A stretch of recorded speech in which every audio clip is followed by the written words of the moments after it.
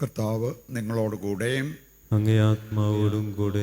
വിശുദ്ധ മർക്കോസ് അറിയിച്ച പരിശുദ്ധ സുവിശേഷത്തിൽ നിന്ന്. കർത്താവേ, അങ്ങേക്ക് മഹത്വം. അധ്യായം 10, 32 മുതലുള്ള തിരുവചന ഭാഗം. അക്കാലത്ത് യേശുവും ശിഷ്യന്മാരും ജെറൂസലേമിലേക്കുള്ള വഴിയെ നടന്നു പോവുകയായിരുന്നു. യേശു അവരുടെ മുമ്പിൽ നടന്നിരുന്നു. അവർ വിസ്മയിച്ചു. അനുയാത്ര ചെയ്തിരുന്നവർ ഭയപ്പെടുകയും ചെയ്തു. അവൻ 12 പേരെയും അടുത്ത് വിളിച്ച് തനിക്ക് സംഭവിക്കാനിരിക്കുന്ന കാര്യങ്ങൾ പറയാൻ തുടങ്ങി. ഇതാ, നമ്മൾ ജെറൂസലേമിലേക്ക് പോകുന്നു. മനുഷ്യപുത്രൻ പ്രധാന പുരോഹിതന്മാർക്കും നിയമജ്ഞർക്കും ഏൽപ്പിക്കപ്പെടും. അവർ അവനെ മരണത്തിന് വിധിക്കുകയും വിജാതീയർക്ക് ഏൽപ്പിച്ചു കൊടുക്കുകയും ചെയ്യും. അവർ അവനെ പരിഹസിക്കുകയും അവൻ്റെ മേൽ തുപ്പുകയും അവനെ പ്രഹരിക്കുകയും വധിക്കുകയും ചെയ്യും. 3 ദിവസത്തിന് ശേഷം അവൻ ഉയർത്തെഴുന്നേൽക്കും.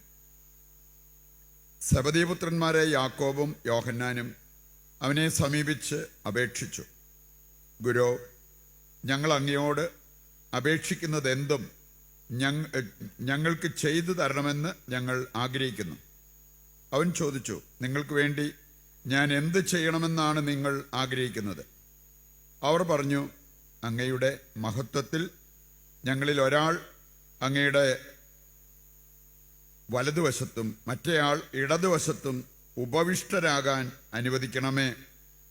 യേശു പ്രതിവചിച്ചു, നിങ്ങൾ ആവശ്യപ്പെടുന്നത് എന്തെന്ന് നിങ്ങൾ അറിയുന്നില്ല. ഞാൻ കുടിക്കുന്ന പാനപാത്രം കുടിക്കാനോ ഞാൻ സ്വീകരിക്കുന്ന സ്നാനം സ്വീകരിക്കാനോ നിങ്ങൾക്ക് കഴിയുമോ? ഞങ്ങൾക്ക് കഴിയും എന്നവർ മറുപടി പറഞ്ഞു. യേശു അവരോട് പറഞ്ഞു, ഞാൻ കുടിക്കുന്ന പാനപാത്രം നിങ്ങൾ കുടിക്കും, ഞാൻ സ്വീകരിക്കുന്ന സ്നാനം നിങ്ങൾ സ്വീകരിക്കും. എന്നാൽ എൻ്റെ വലതുവശത്തോ ഇടതുവശത്തോ ഇരിക്കാനുള്ള വരം തരേണ്ടത് ഞാനല്ല. അത് ആർക്കു വേണ്ടി സജ്ജമാക്കപ്പെട്ടിരിക്കുന്നുവോ അവർക്കുള്ളതാണ്. ഇത് കേട്ടപ്പോൾ ബാക്കി 10 പേർക്ക് യാക്കോബിനോടും യോഹന്നാനോടും അമർഷം തോന്നി. യേശു അവരെ അടുത്ത് വിളിച്ചു പറഞ്ഞു, വിജാതീയരുടെ ഭരണകർത്താക്കൾ അവരുടെ മേൽ യജമാനത്വം പുലർത്തുന്നുവെന്നും അവരുടെ പ്രമാണികൾ അവരുടെ മേൽ അധികാരം പ്രയോഗിക്കുന്നുവെന്നും നിങ്ങൾക്കറിയാമല്ലോ. എന്നാൽ നിങ്ങളുടെ ഇടയിൽ അങ്ങനെയാകരുത്. നിങ്ങളിൽ വലിയവനാകാൻ ആഗ്രഹിക്കുന്നവൻ നിങ്ങളുടെ ശുശ്രൂഷകനായിരിക്കണം. നിങ്ങളിൽ ഒന്നാമനാകാൻ ആഗ്രഹിക്കുന്നവൻ എല്ലാവരുടെയും ദാസനുമായിരിക്കണം. മനുഷ്യപുത്രൻ വന്നിരിക്കുന്നത് ശുശ്രൂഷിക്കപ്പെടാനല്ല, ശുശ്രൂഷിക്കാനും സ്വന്തം ജീവൻ അനേകർക്ക് വേണ്ടി മോചനദ്രവ്യമായി നൽകാനുമത്രേ. കർത്താവിൻ്റെ സുവിശേഷം. ക്രിസ്തുവേ, അങ്ങേക്ക് സ്തുതി.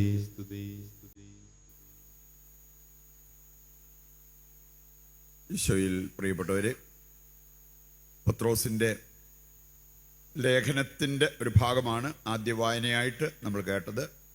1 പത്രോസ് 1-ാം അധ്യായത്തിൽ നിന്ന്. അതിൻ്റെ വെളിച്ചത്തിൽ ചിന്തിക്കുമ്പോൾ നമുക്കറിയാം, പത്രോസിന് നിലനിൽക്കുന്നതും നിലനിൽക്കാത്തതും തമ്മിൽ വേർതിരിച്ച് കാണാനുള്ള, പ്രാധാന്യം കൽപ്പിക്കേണ്ടതും അപ്രധാനമായതുമായ കാര്യങ്ങൾ വേർതിരിച്ച് കാണാനുള്ള ഒരു ദൈവിക ജ്ഞാനം ഉണ്ടായിരുന്നു എന്ന് നമുക്ക് മനസ്സിലാക്കാൻ പറ്റും. അപ്പോസ്തല പ്രവർത്തനം 3-ാം അധ്യായത്തിൽ നമ്മൾ കാണുന്നുണ്ട്, ഒരു മുടന്തനെ സുഖപ്പെടുത്തുന്ന രംഗം. ഭിക്ഷ അയച്ചുകൊണ്ടിരുന്ന അവൻ്റെ നേരെ നോക്കിയപ്പോൾ ഭിക്ഷ കിട്ടാൻ പോവാണ്, കാശ് കിട്ടാൻ പോവാണ് എന്നവൻ വിചാരിച്ചു. പക്ഷെ പത്രോസ് പറഞ്ഞൊരു കാര്യം, എൻ്റെ കയ്യിൽ സ്വർണമോ വെള്ളിയോ ഇല്ല, പക്ഷെ എൻ്റെ പക്കലൊരു നാമമുണ്ട്. ആ നാമത്തിന് വലിയ കാര്യങ്ങൾ ചെയ്യാൻ പറ്റും. നീ എഴുന്നേറ്റ് നടക്കുക. തുള്ളിച്ചാടി സന്തോഷിക്കുന്ന ഒരു രംഗം അവിടെ നമുക്ക് കാണാൻ പറ്റും. സ്വർണത്തേക്കാൾ വെള്ളിയേക്കാൾ യേശുവിൻ്റെ നാമത്തിന് വില കൽപ്പിച്ചവനാണ് പത്രോസ്.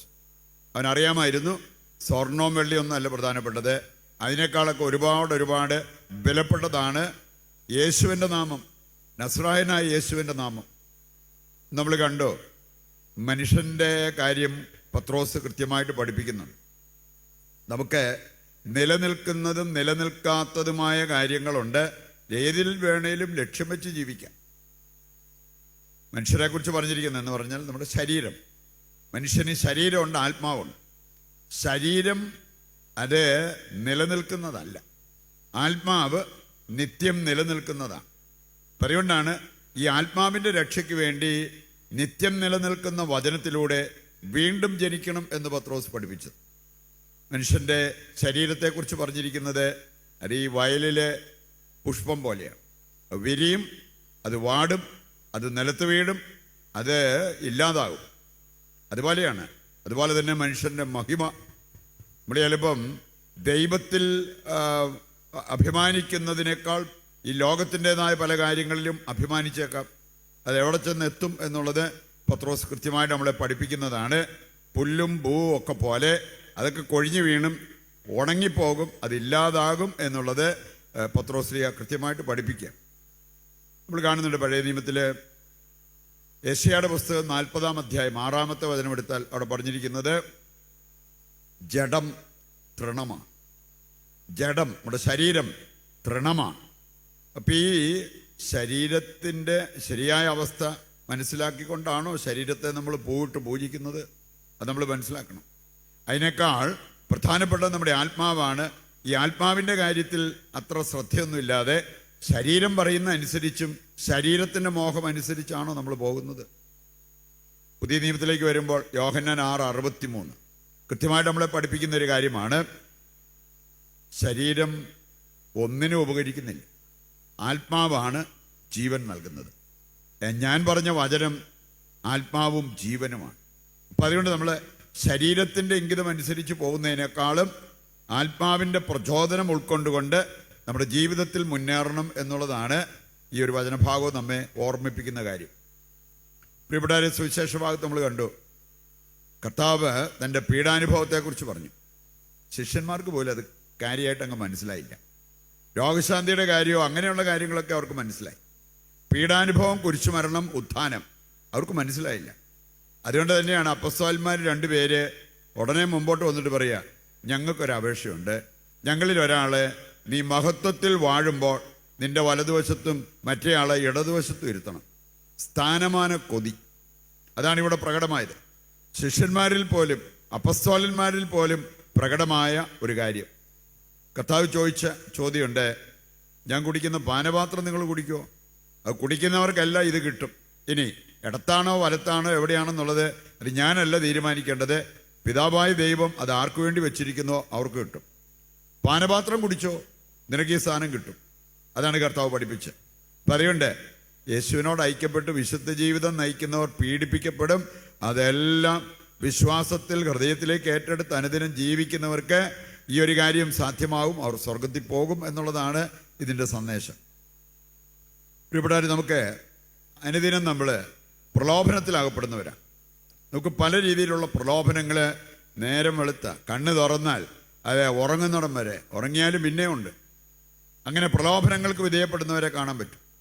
നമ്മുടെയൊക്കെ പ്രലോഭനങ്ങളെ നമുക്ക് 3 ഗണങ്ങളായിട്ട് തിരിക്കാം. അതിലൊരു പ്രലോഭനമാണ് ഇന്നത്തെ സുവിശേഷ ഭാഗത്ത് നമ്മൾ കണ്ടത്, സ്ഥാനമാന കൊതി. കുറച്ച് സ്ഥാനം വേണം, മാനം വേണം, എന്നെക്കുറിച്ച് വലുതായിട്ട് മറ്റുള്ളവർ പറയണം, അതിന് കാശ് മുടക്കിയാലും വേണ്ടിയില്ല, തിരിമറി കാണിച്ചാലും വേണ്ടിയില്ല, എനിക്ക് സ്ഥാനം വേണം. അങ്ങനെ ഒരു കൊതി നമുക്ക് വരാം. അത് വന്നു കഴിഞ്ഞാൽ എന്തും ചെയ്ത് സ്ഥാനം പിടിച്ചെടുക്കാനുള്ള ആ ഒരു പരിശ്രമം നടത്തിയെന്ന് വരും. മറ്റൊരു പ്രലോഭനമാണ് നമ്മുടെ ശരീരത്തിൻ്റെ ഇഷ്ടം അനുസരിച്ച് നീങ്ങുക എന്നുള്ളത്. നമ്മൾ കണ്ടല്ലോ, നമുക്ക് ശരീരം ഒന്നിനും ഉപകരിക്കുന്നതല്ല, എന്നാലും കണ്ണ് തുറന്ന അന്നേരം മുതൽ എൻ്റെ ശരീരം എന്താണ് ആവശ്യപ്പെടുന്നത്, ആരെ നോക്കണം എന്നാണ് എൻ്റെ ശരീരം പറയണത്, എന്താണ് എനിക്ക് എൻ്റെ കണ്ണുകൾക്ക് ഇഷ്ടമുള്ളത്, എൻ്റെ നാവിന് ഇഷ്ടമുള്ളത്, എൻ്റെ മനസ്സിന് ഇഷ്ടമുള്ളത്, ആ ഇഷ്ടത്തിനനുസരിച്ച് പൊക്കോണ്ടിരിക്കുന്നത്. അത് ഈ ശരീരത്തിൻ്റെ പ്രവണതയ്ക്ക് അനുസരിച്ച് ജീവിക്കുന്നതാണ്. ഗലാത്യർ 5:14 പറഞ്ഞിട്ടുണ്ട്, ജഡമോഹങ്ങളെ, ശരീരത്തിൻ്റെ മോഹങ്ങളെ ഒരിക്കലും തൃപ്തിപ്പെടുത്തരുത്. മൂന്നാമതൊരു ഗണം പ്രലോഭനങ്ങൾ കൂടി സർവ്വസാധാരണമായി നമുക്കുണ്ടാകുന്നതാണ്. അതാണ് ലൗകിക സമ്പത്ത്. അതിനു വേണ്ടി അതിപ്പോൾ നമുക്ക് ആവശ്യത്തിനുണ്ടായാലും പോരാ, പണക്കൊതി കയറിയിട്ട് ഏത് മാർഗത്തിലൂടെയും എനിക്ക് പണം ഉണ്ടാകണം, അതൊരു പ്രലോഭനമാണ്. അങ്ങനെയുള്ളവർ കെണിയിലകപ്പെടും എന്നുള്ളത് 1 തീമോത്തി 6:9 വായിച്ചാൽ നമുക്ക് കാണാൻ പറ്റും. പറയുണ്ട്, നമ്മുടെയൊക്കെ ജീവിതത്തിൽ രാത്രിക്കോ പകലോ എപ്പോഴാണേലും ഉണ്ടാകുന്ന പ്രലോഭനങ്ങളെക്കുറിച്ച് അടുത്ത് പഠിച്ചാൽ നമുക്ക് മനസ്സിലാകും ഇതിലേതെങ്കിലും ഒരു ഗണത്തിൽപ്പെട്ടതാണ്. എൻ്റെ പ്രിയപ്പെട്ടവരെ, യേശുവിനും ഇതെല്ലാം ഉണ്ടായതാണ്. അതാണ് നമ്മൾ ലൂക്ക 4-ലോ മത്തായി 4-ലോ വായിക്കുമ്പോൾ നമ്മൾ കാണുന്നത്. യേശു അതിനെയെല്ലാം അതിജീവിച്ചു, അഭിമുഖീകരിച്ചു, വിജയം വരിച്ചു എന്നുള്ളത് നമുക്ക് വചനം നമ്മെ പഠിപ്പിക്കുന്ന ഒരു കാര്യമാണ്. യേശുവിനെ കൂട്ടുപിടിച്ച് കൃപയിൽ ജീവിച്ചാൽ നമുക്കും പ്രലോഭനങ്ങളെ അതിജീവിച്ച് മുമ്പോട്ട് പോകാൻ പറ്റും എന്നുള്ളത് ദൈവം നമുക്ക് നൽകുന്ന സന്ദേശമാണ്. അതിനുവേണ്ട കൃപയ്ക്കും അനുഗ്രഹത്തിനുമായിട്ട് ഈ ബലിയിൽ ദൈവത്തോട് നമുക്ക് പ്രത്യേകം പ്രാർത്ഥിക്കുകയും ചെയ്യാം.